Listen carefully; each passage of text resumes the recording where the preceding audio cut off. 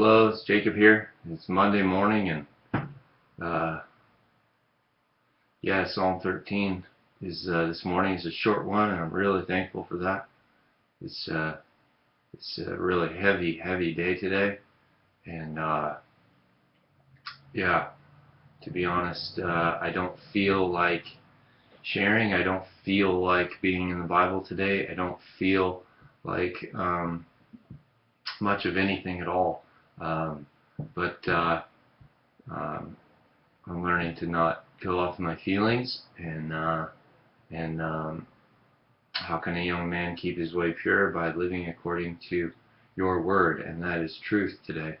And so I'm going to get into the word by faith and share it with you, even though if you were sitting in my room right now, you would clearly understand that I don't feel like doing any of this at all right now.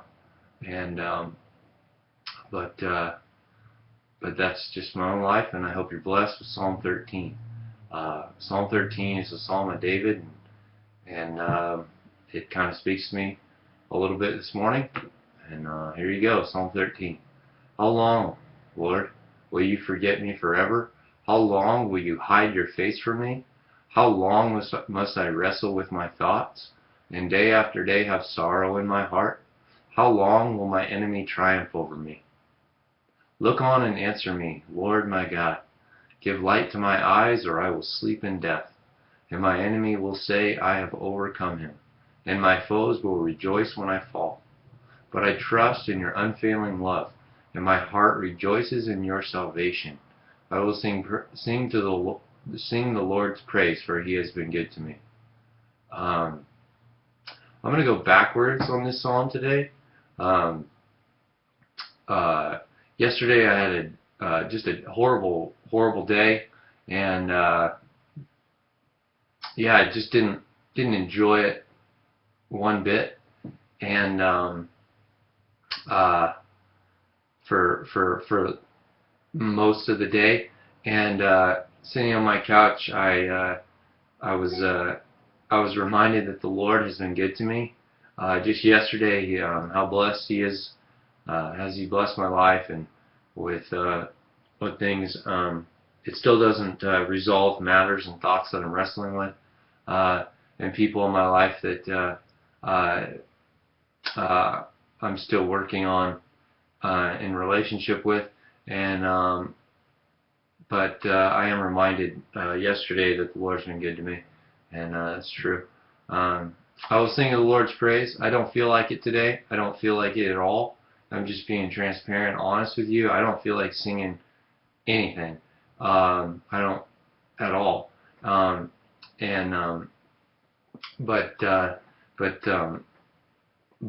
it's only the morning, and the Lord's unfailing love could probably most definitely change anything in my life at any moment, and including where I'm at. In verse 5, I'm going backwards this morning. I feel like it's a backwards day. But I trust in your unfailing love. My heart rejoices in your salvation. Just reading those words ignites my spirit, and it gives me fuel. I can, believe me or not, I can feel it inside of me. It kind of lifts me up a little bit. And His unfailing love is unlike any love that we experience from our friends around us, or our pastors, or our teachers, or our best friends, or the friends and the people that are in our life at all. And His unfailing love is unconditional. It's nothing like we experience 99.9% of the time here on planet Earth. And that's encouraging to know that no matter what I do or what I say, no matter if I totally botch this little segment here, or do something totally out of line, if I act out, or my behavior takes the best of me, or my sinful nature runs its course, I can. This verse here speaks of His unfailing love, and that's who God is. He's love, and it's not like He has an on and off switch. He can't not be love. But and that's encouraging to know that He's got me no matter what goes on around me, even if it really hurts. And my heart rejoices in your salvation. I don't really um, I don't really feel led to speak on that right now. I'm just I'm not in a very. It's just a heavy day right now. Yesterday really uh, really hit me pretty hard. And yeah, verse 4, going backwards. And my enemy will say, I have overcome him, and my foes will rejoice when I fall. Um, uh, you know, when this culture is very competitive, it's a very competitive culture, and we even see that in the church. I know I see that in myself, and um, it's always this bogus belief that only the strong will survive. That's the biggest. That's one of another enemy lie.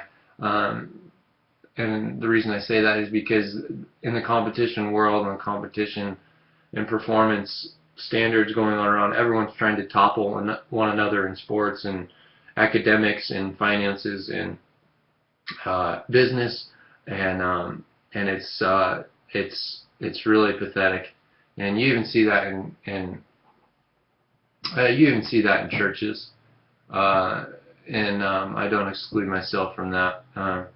But the enemy, the enemy would like nothing more than to see us and see God's kids fall, and rejoice over us and point his finger at us and step on us and run us farther and farther into the ground.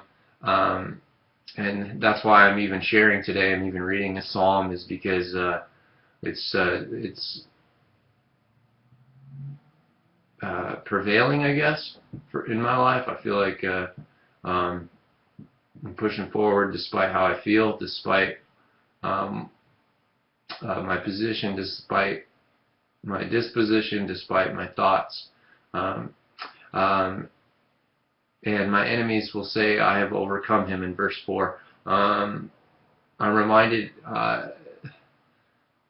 Revelation says, all the blessings are he who overcomes, and those who have received Christ have have the power to do so, living inside of them, have the ability to tap into, as Star Wars says, may the force be with you. Those who have received Christ have an ability to tap into the unseen force that's good and not evil, and to overcome life struggles. And ultimately, we have the example of Jesus, because he's the one that beat death. He was risen from the dead, resurrected after the third day, died on the cross, and he beat death. And so he's the overcomer, and God has given those who receive Jesus inside in their spirit have the ability to overcome. And yeah, that speaks true. And of course, if you don't believe it, and the greatest sin in the Bible also speaks to that. Whenever we have unbelief, we don't get to experience what we could. And so I'd encourage you to pray with me as well that unbelief would cease in our lives. Verse 3, it says, look on me and answer me, Lord my God, give light to my eyes where I was asleep in death. Help me out here, Lord. Give light to my eyes. Otherwise, I'm going to be hanging around in the muck and the mire of all that is decaying. And look on and answer me, Lord my God. David is crying out and saying, hey, I've got things that I need answers from, and look on me and answer. And David's he's got the boldness and audacity to speak to the Lord this way and say, hey, look on me, You know that things in me are not satisfied. I'm not content with where I'm at in my relationship with you, and help me and look on me, and I'm troubled, and infuriated, and I'm upset, and so he's just crying out to the Lord and just sharing what's going on.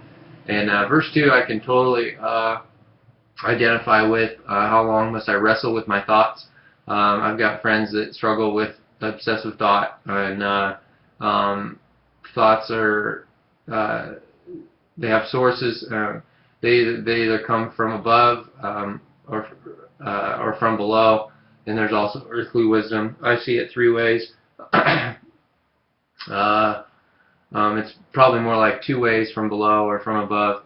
But we know that the wisdom from above is first of all pure, and uh, and um, and every good and perfect gift comes down from the Father of lights. The direction is downward. It's from above. Heaven is above us, and outside of us, and that's where God lives, in His throne room, and so the direction from thoughts from above, receiving from above, it's healthy and it's good, and it's not earthly wisdom, and it's definitely not from hell, it's coming from below. And day after day I have sorrow in my heart. I've had a lot of good days this season, but I'm not doing so great at the moment. I've got things in my heart that that I'm like David here, saying, "Look on me and answer me, Lord. I've got things I want to talk to you about." And yeah, and then verse 1, how long, Lord? Will you forget me forever? How long will you hide your face from me? I think David's doing the right thing here. Maybe the Lord is hiding Himself from David on purpose, so that David will seek after Him.